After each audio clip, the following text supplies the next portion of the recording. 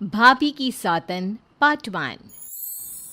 माँ, भाई ने इस लड़की से क्यों शादी की? मुझे ये अधीरा बिल्कुल पसंद नहीं है। बेटी, अब क्या कर सकते हैं। मैं भी तुम्हारे भाई की शादी इस लड़की से नहीं कराना चाहती थी, लेकिन समर्थ की जिद के आगे मुझे झुकना ही पड़ा। समर्थ ने अपनी पसंद की लड़की अधीरा से शादी की है, लेकिन उसकी माँ मंजू और बहन सौम्या को अधीरा बिल्कुल पसंद नहीं है। समर्थ की माँ ने तो अपने बेटे के प्यार के आगे अपना सर झुका लिया और दोनों की शादी करवा दी। लेकिन सौम्या ने अभी तक हथियार नहीं डाले थे। वो अभी भी अपनी भाभी को घर से निकालने की हर मुमकिन कोशिश कर रही है। बहू, ओ बहू, आज चाय मिलेगी या नहीं? लाई माँ जी। एक तो समर्थ भी न जाने कहां से इस लड़की को पकड़ कर ले आया है। हर काम ऐसे करती है मानो हाथों में मेहंदी लगी हो। लीजिए माँ जी चाय। अच्छा, तो ले आई तू चाय। मुझे तो लगा था कि तू सुबह की चाय दोपहर के खाने के बाद देगी। माँ जी, दूध वाला लेट आया था, इसलिए चाय बनाने में लेट हो गई। इतने में सौम्या वहां आ जाती है। माँ, मैं अपनी सहेली देविका से मिलने जा रही हूँ, शाम को आऊंगी। सौम्या, मैंने तुम्हारे लिए नाश्ता बना दिया है, पहले नाश्ता कर लो फिर चली जाना। मुझे आपके हाथ का बेस्वाद खाना नहीं खाना। मेरी सहेली देविका बहुत अच्छा खाना बनाती है, मैं उसके यहाँ खा लूंगी। ओके माँ, बाय, मैं चलती हूँ। सौम्या के जाने के बाद मंजू अपनी बहू पर चिल्लाते हुए कहती है, बहू, तूने इतनी बुरी चाय बनाई है, इससे अच्छा तो तू जहर पिला देती, कम से कम वो मीठा तो होता। अगर मेरे बस में होता तो चाय की जगह जहर ही दे देती। कुछ कहा तूने? अब नहीं माँ जी, मैं दूसरी चाय बना देती हूँ। रहने दे, मैं जा रही हूँ अपनी बहन के घर। तो घर का सारा काम करके रखना, शाम तक आ जाऊंगी। और हाँ, रात के खाने में कुछ अच्छा बना लेना। मंजू अधीरा पर हुक्म चलाकर चली जाती है। अधीरा बड़बड़ाती हुई किचन में जा रही होती है कि तभी समर्थ वहां आ जाता है। अधीरा, नाश्ता लाओ जल्दी से, ऑफिस के लिए देर हो रही है। क्या करोगे नाश्ता करके? किसी को भी मेरे हाथ से बना खाना पसंद नहीं आता। आप भी बाहर ही कर लेना नाश्ता। लगता है माँ और सौम्या ने फिर तुमसे कुछ कहा है, तभी तुम्हारा मूड इतना खराब है। तुम माँ और सौम्या की बातों का बुरा मत माना करो। मैंने माँ के खिलाफ जाकर शादी की है ना, इसलिए वो तुमसे कुछ उखड़ी उखड़ी रहती है। लेकिन मुझे पता है, जिस तरह तुमने मेरा दिल जीत लिया, उसी तरह तुम माँ और सौम्या का दिल भी जीत लोगी। बातें बनाना कोई आपसे सीखे। अब आपको ऑफिस के लिए देर नहीं हो रही? हो तो रही है, लेकिन सोच रहा हूँ सौम्या और माँ घर पर नहीं है।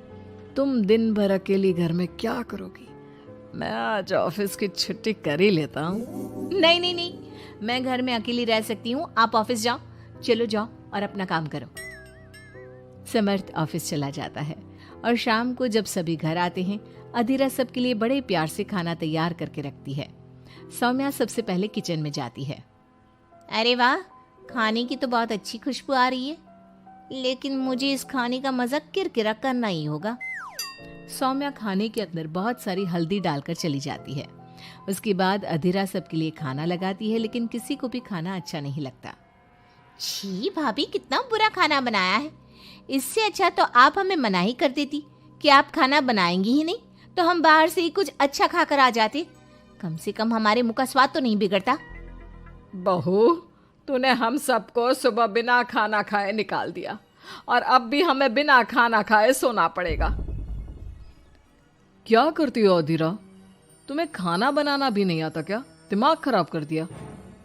समर्थ गुस्से में वहां से चला जाता है। उसके पीछे पीछे सौम्या भी जाती है। भैया, हमने आपसे कितना मना किया था कि इस लड़की से शादी मत करो मत करो, लेकिन आपने हमारी एक नहीं सुनी। आप मेरी सहेली देविका को तो जानती हो ना, सुंदर होने के साथ साथ हर काम में माहिर है। सौम्या देखो, मैं वैसे ही परेशान हूँ, तुम मुझे और परेशान मत करो, जाओ यहाँ से। सौम्या ने समर्थ के दिल में अधीरा के लिए नफरत डालने की कोशिश की। अगली सुबह अधीरा जल्दी सोकर उठी और सबके लिए नाश्ता बना लिया, लेकिन समर्थ बिना कुछ खाए ही ऑफिस के लिए निकल गया। सौम्या भी ये सब नोटिस कर रही थी। उसने देविका को घर पर बुला लिया। देविका, आज भैया बहुत गुस्से में है। आज तुम ऐसा खाना बनाओ कि भैया उस अधीरा की तारीफ करना भूल जाए। सौम्या, तुम ये सब क्या कर रही हो? तुम्हारा भाई शादीशुदा है, वो कभी मुझसे शादी करने के लिए तैयार नहीं होगा। लेकिन तुम तो भाई से पहले से ही प्यार करती थी ना। हाँ करती थी, लेकिन ये उन दिनों की बात है ना। चुप रहो तुम। अगर तुम्हें भैया को पाना है तो तुम्हें वही करना होगा जो मैं कहूंगी। सौम्या ने जैसा जैसा कहा देविका ने वैसा ही किया। देविका ने बहुत ही स्वादिष्ट खाना बनाया। शाम को सभी लोग इकट्ठा हुए और सबने एक साथ मिलकर खाना खाया। इतना मजेदार खाना खाकर सबने देविका की खूब तारीफ की। समर्थ ने अपनी पत्नी को ताना देते हुए कहा, अधीरा, देविका ने कितना अच्छा खाना बनाया है। तुम्हें देविका से खाना बनाना सीखना चाहिए। अब तो ये रोज की बात हो गई। सौम्या हर बार देविका को अपने घर बुलाती और किसी न किसी बात पर अधीरा को शर्मिंदा करती। सौम्या अपने भाई की बात देविका से कराने लगी। अब समर्थ भी देविका से प्यार करने लगा। सौम्या ने अपने भाई से कहा, भैया आपको देविका पसंद है ना? अरे तुम ये क्यों पूछ रही हो? क्योंकि मैं चाहती हूँ कि आप देविका से शादी कर लो। अरे सौम्या, ये मुमकिन नहीं है, क्योंकि देविका मुझसे शादी करने के लिए कभी तैयार नहीं होगी और अधीरा भी इस रिश्ते से खुश नहीं होगी। आप देविका की चिंता मत करो, उससे मैं बात कर लूंगी। आप बस अधीरा भाभी को समझा दो। सौम्या की बात सुनकर समर्थ अधीरा के पास जाता है। वो उससे अपनी और देविका की शादी की बात करता है। अधीरा, मैं देविका से शादी करना चाहता हूँ। क्या? आप शादी करोगे? लेकिन क्यों? क्योंकि मैं उससे प्यार करता हूँ। प्यार तो आप मुझसे भी करते थे। कल कोई और लड़की पसंद आ जाएगी तो तीसरी शादी कर लोगे? देखो अधीरा, तुम्हें घर में कोई पसंद नहीं करता। तुम्हारी शादी मैंने माँ के खिलाफ जाकर की थी। अब तुम मेरे और देविका के बीच में मत आओ, प्लीज। क्यों बीच में ना आओ?